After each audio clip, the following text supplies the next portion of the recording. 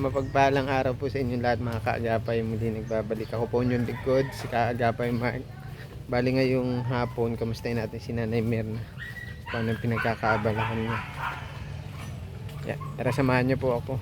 Bago po yan, huwag niyo po kalimutan i-subscribe itong YouTube channel ko po, Kaagapay Mark. At dun din po sa Facebook page, Kaagapay Mark. I-click nyo lang yung notification bell sa YouTube para updated kayo sa mga bagong upload videos po natin. Ayun lang po. Ay, si Nanay Mirna kasalubong ko. Nanay Mirna, kamusta ka? Bakit nakasimangot ka na naman? Ay, napunta ka sa bahay. Oo. Saan ka mapunta? Maano po? Tatambay ka po doon? Pasensya na sa abala ha. Grabe bang init dito sa'yo? Di man po mainit o mainit dyan? Kaya matambay ka po doon. Ay, nalaglag na. Hindi ka nagdaan doon? Nagdaan po, tinanong kita kung nandun ka. Papalabas ka rin pala. Sinong nakita mo doon na nandun pa? Sila, yung asawa po ni Pastora, tapos si Pastora po. Andun pa rin? Apo. May dala ako sa'yo, pagpasensyahan mo na ito ha. Oo, okay lang. Tinapay at gatas. Pasalamat ako dahil may hanggang pagbibisita mo sa akin. Pinadala mo ako ng makakain. Ano nangyari sa lipstick mo? Ba't parang lampas? Ay, nabura na. Kasi na. Nasa taas na ng nguso. Nabura na, na. Kumain na. Nakain ka na, anong ulam mo? Ano pong ulam mo? Tinapa. Tinapa. Anong almusalan mo po kanina? Konting konting kanin. Mainit pala dito sa mo? Oo. Sa bahay mo. Upo ka muna, Nanay Mirna. Nakasimangot ako dahil sinisingil ko yung utang sa akin ni Ilsa. May utang sa akin si Ilsa na kulang-kulang 2,000. Sinisingil ko kanina. Sabi ko, kailangan ko rin ang pera. At talagang ko, sabi, babayaran ka din. Matagal na po yun utang ni Ate Elsa sa inyo? Yung 650, matagal na yun. Ilang linggo na yun. Tapos yung 1,000, mga isang linggo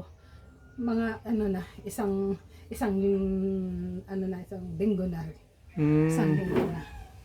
Wala pa ata racket si Ate Elsa. Kaya wala pang pambayad. Sabi daw mapadala daw yung anak niya ngayong sabi daw Sabado. Ay, linggo na ngayon, wala pa rin.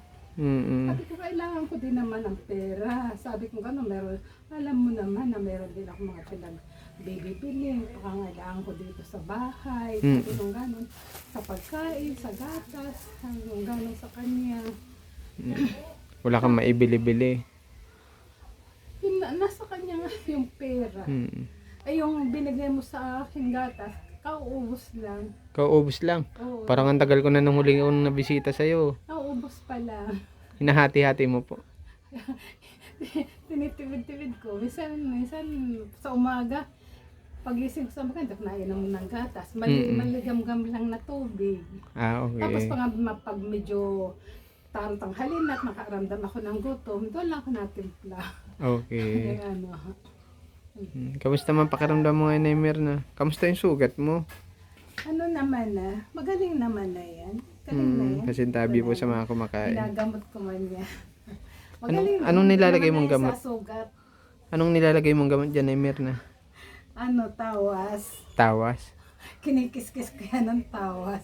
Hindi naman siya masakit. Wala naman. Dati nasakit po yan? Oo, nasugat nga yan. Minsan nasugat nga yan, pero ngayon hindi na. Kasi tinatyagaan ko na ng tawas. Kung ano yung naisip kong pwedeng ilagay. Subukan ko nga ito. Yes, hindi ko. Baka hindi naman advice ng doktor yun. Nanay Mirna. Ha? Baka hindi advice ng doktor po. Hindi nga.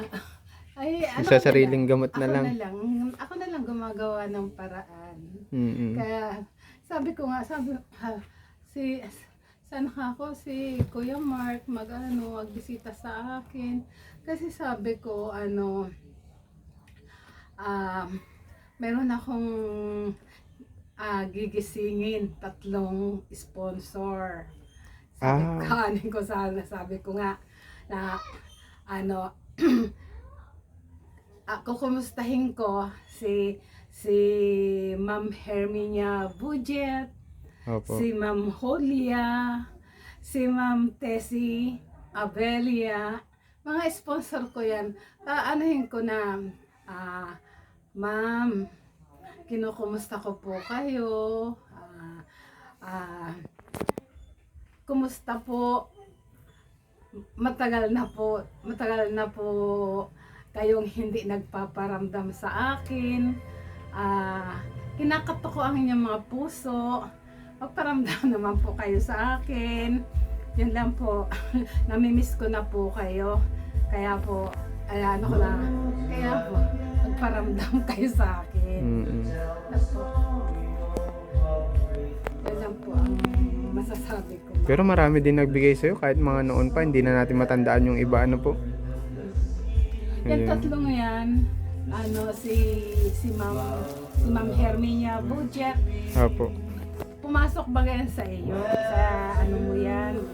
Yun pong nakakapanood ng Lakas ng sound, sa baka YouTube makapiright tayo. channel ng Kagapay na yung kayo pong 3, kinukumusta ko po kayo na magparamdam naman po kayo sa akin kasi po namimiss ko na po kayo, matagal-tagal na rin po kayong hindi nagpaparamdam sa akin, namimiss ko na nga po talaga kayo. Yeah. Ano yan dyan sa mo? Mga pang-copyright.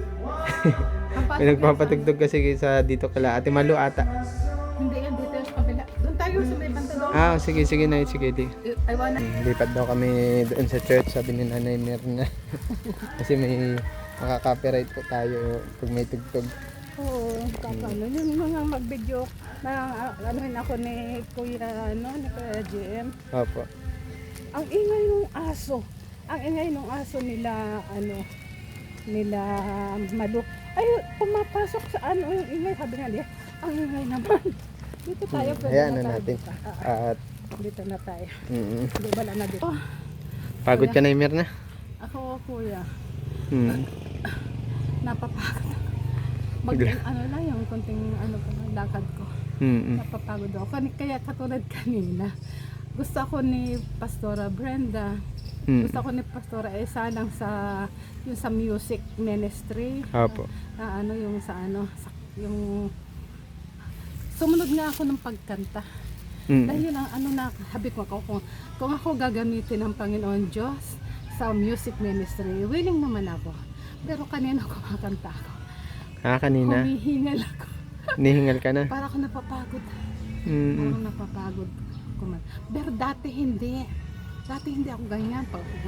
Pag ako nga makanta ko dyan, sila sa akin. Kasi may sabi Totoo na, sila. proud sila din sa akin. Dahil, Nanay na, maganda ang boses mo. Pwede kitang dyan sa music ministry. Oo, sayang din naman. At nalilibang-libang ka din. Oo, sana. Kumbaga, Sabi ko, yung voice mo napapractice din. sabi ko, oo. Naman ako, willing naman ako kung magagamitin ko yung boses ko kay Lord. Willing naman ako. Pero mula nung ako, Kuya, mula nung ako magpa-check up at nakita nila may ko sa heart. Mula noon, nararamdaman ko na nahingal ako. Nahingal. Sakay, sabi ko. Halata ko nga sa'yo Nakakapit siya sa akin mga kaagapay kanina. Nagpapaalalay si Nay Mirna. Mabilis naman pa maglakad si Nay Mirna, kaya lang hingal na siya. Yun po daw yung nararamdaman niya. Yung tukod niya, laking pasasalamat niya. May tukod siya lagi. Ako, sabi ko nga, may nakasuporta sa kanya. sabi ko nga, hindi na ako ngayon pwede magalit. Talaga hindi na ako pwedeng yung magalit, magsama ng loob. Kasi Kuya, pag ako nagalit, pagkatapos ng galit ko, ayan, ang masama, nararamdaman ko masama ang pakiramdam ko. Kaya Mm. nakikiusap ako kay Elsa, wag mo na akong anuhin.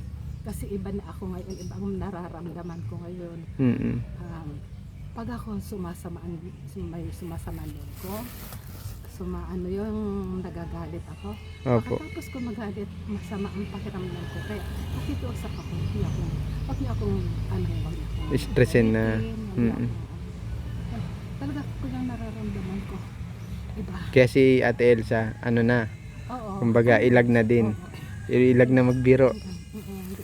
Nagets ka naman na ni Ate Elsa at minsan gusto ka lang niya minsan pasayahin, ano.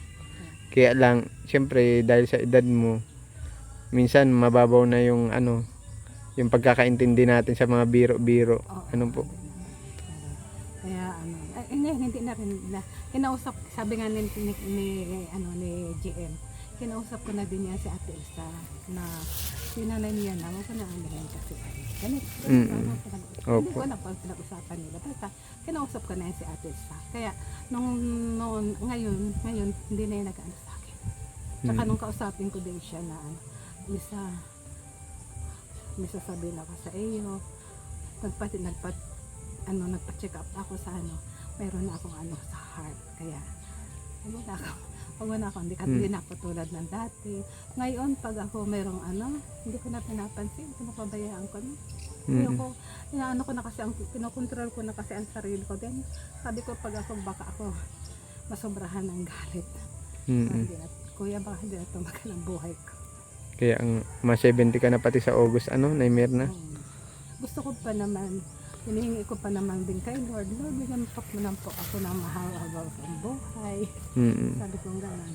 Kumusta nga pala yung binidyo mo sa akin?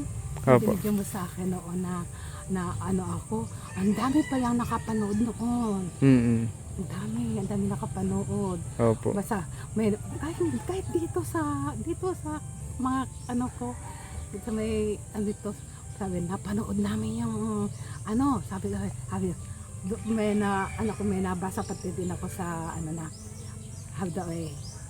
daw yung acting ko daw pampamas, sabi daw gano'n. Yung acting mo, Nanay Mirna, yung acting mo parang pampamas. Sabi gano'n nila. Tapos yung nabasa ko rin sa dahil ang daming nag-comment din. Ang ganda ng mga comment din nila sa akin. Tapos may nag-comment pa na Nanay Mirna, gusto kitang ampunin. Payag ka kung sakali ampunin ka? Ayaw ko. Bakit? Ayaw ko, gusto ko ganito. Sarili mo lang. Ayaw mo na maging sagabal, parang ganun. Ayoko yung pagdating ng pag ako may nagkaroon ng sakit, magiging pabigat ako sa kanila. Ayoko magpaampun ko. Gusto ko ganito na mag-isa parang baby, no? Aampunin ka. Oo. Siguro natuwa lang siya sa iyo. Siguro nakaka-relate din sa sitwasyon mo. Baka meron silang lolo't lola na ganyan, katulad ng sitwasyon mo. May nag-comment nun. Nanay Mirna, gusto kitang ampunin. Solo sa buhay. Sabi ko, hindi ako magpaampun. Mas gusto ko na itong ganitong nag-iisa ko sa bahay. Walang maingay. Walang kalat. Ayoko na ng yung maingay, ayoko na ng problema, gano'n. Hindi, ayoko na. Iba na ako. Kuya Mark ngayon, iba na ako ngayon na ayoko na yung mga nakaraang mga taon na ako ay palaban ako. Palaban ako. Alam niyo ba yun? Opo. Na ako ay palaban. Hindi na ako ngayon. Hindi na ako ka na, baliwala na lang sa iyo yung mga bali ko na lang yung tinatawanan mo na lang. Ganun na lang gawa ko ngayon. Hindi katulad ng araw. Sige, niya ako. Palaban ako. Ganun ako noon. Pero ngayon hindi na. Kaya mayroon na din kayo sa akin. May pinagbago na ako. Sabi sa church. Naimir na, meron kami napapansin sa'yo, may pinagbago ka na. Sabi ko, oo. Iwas na sa stress, sa gulo. Iwas na ako sa mga, ayaw ko na kuya, hindi na ako. Kumbaga, sinawaan mo na yung problema. Ganun nga, parang nagsawa na. Gusto ko lang, mapayapa na lang ang isip ko. Opo. Ganun, wala akong masyadong problema. Ang inaano ko lang ngayon, Kuya Mark, yung ano, nalulungkot ako dahil ang gusto ko nga sana yung bahay ko. Yung bahay ko maayos man, para sabi ko yung dumating man yung masamang panahon. Di ba pag taon-taon naman tayo, dumadaan tayo sa sa masamang panahon, may bagyo-bagyo. Yun naman ang inaano ko, nalulungkot ako. Sabi ko, gusto ko naman sana mayroon may naman sa panawagan ko ng tulong na yung bahay ko naman. Hindi naman ako naghihingi ng magandang bahay. Simple lang ako. Ang inaano ko, Kuya, sabi ko nga, kung sana naman may magtugon ng hinihingi kong tulong. Opo. Na yung bahay ko ang pinoproblema ko, Kuya, minsan iniiyak ko yan. Iniiyak ko yan sa ako nag-iisa dyan, gabi bago ako matulog, minsan pagpipray ko yan, sinasama ko na yun. Pagpipray ko, sinasama ko na yun, Lord, sana po, Lord, may hipuin ka pong tao na para instrumento na para magawa itong aking tinitirahan. Sabi ko gano'n sa kanya. Papasok na naman po ang panibagong tag-ulan. May masamang panahon, yung bagyo-bagyo na naman. Yun ang inaano ko po. Doon ako nagwo-worry sa yan. Sa bahay na yan. Kasi yung bulok-bulok na yung bahay. Doon ako Pagpasok ng tag-ulan, lalong rurupok yung mga luma ng sa bubungan mo Bulok na yung mga Kaya doon ako sabi nga ni Mama Ed, kung ako lang may kakayahan, ako nang magpapagawa sa'yo ng bahay. Napunta dito si Mama El sa akin, kasama kay Ninong. Opo. Alam mo ba yan? Opo. Napunta dito. Sabi nga, kung ako lang ay merong kakayahan, ako nang magpapabahay sa iyo. Sabi niya gano'n sa akin, kailangan niya wala akong kakayahan magpabahay. Sabi nga, okay lang. Hingi ako tulong sa mga sponsor na nakakapanood. Yun ang hinihiling ko lang na tulong sa kanila na sa bahay ko na maayos man lang yung bahay ko. Wala nang kung iba. Bahay at saka pagkain lang naman ang hingin ko sa kanilang tulong. Pag ganitong hindi pa nadating ang pension ko. Di pa rin dumating, Naimer na. Sabi Nagpasama ka na pala kay Ate Elsa? Pagkatapos nagbago na naman ang schedule. First week na naman daw ng July. Kasi yun daw mga nagpipensyon na senior citizen, tatanggalin yung mga nasa SSS. Yung mayroon silang SSS, tatanggalin daw yun. Yung mga walang SSS, yun lang ang magiging member lang dyan sa okay, ganun pala yun. Oo. Ikaw, kamusta? Nagpasama ka kay Ate Elsa nung po? Nung lalakaran? Ayaw ko samahan. Busy siya. Ay nilakad siya doon sa anak niya sa eskwelahan, tapos yung tinutulungan na 5 bata na Oo, napanood ko nga po yun kay SP, kay Papa po. Oo, yun lang doon. Nilakad niya yung sa eskwelahan, kaya hindi niya ako nasamahan ng time na yun. Yung isang ID ko, nilakad na lang nung aking presidente, kaya ayos na nasa hawak okay, ko na. very good. Ang wala na lang sa akin, Kuya, yung national ID. Pero Parehas tayo, wala pa din po yun sa akin, tagal na. tapos itong national ID hanggang September na lang daw yan. Kasi sabi ko bago bago mag September, malakad ko man na din yung national ID ko. Yan. Kailangan din namin yan dahil hinihingi sa amin ni Mami sa senior citizen na national ID. Kailangan meron din kami yan. Nangahawakan. Opo. Yun lang, Naimer na ha. At Binisita lang kita, kinumusta.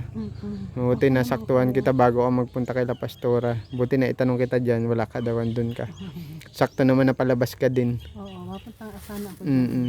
Yun lang ha, pray lang palagi na na wag mawala ng pag-asa. Oo, salamat na lang sa ano Kung niyo. dumating, Hindi niyo ako nababayaan. opo, Thank you so much. pagpasensyahan mo na yung dala ko ha. Oo, okay lang yun. Mabuti nga. At ano, yung pagbisita mo sa akin, dinadalaan mo ako ng makakain. Pasalamat ko na yan, kuya, sa'yo. Malaking pasasalamat, kuya. Malaking bagay yan. Yan, ano, sa akin na yan. Kaya, thank you so much. Maraming salamat. I love you. I love you. I love you. Thank you so much. Puting-puti na talaga yung buhok mo na Mirna. Oh. Oh.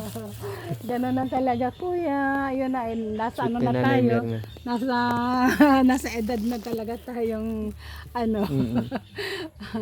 Mapunta na din ako ha, Mirna. Ingat palagi ha. Salamat. Bye-bye. Maraming salamat po, Mirna. Oy, kaya ano,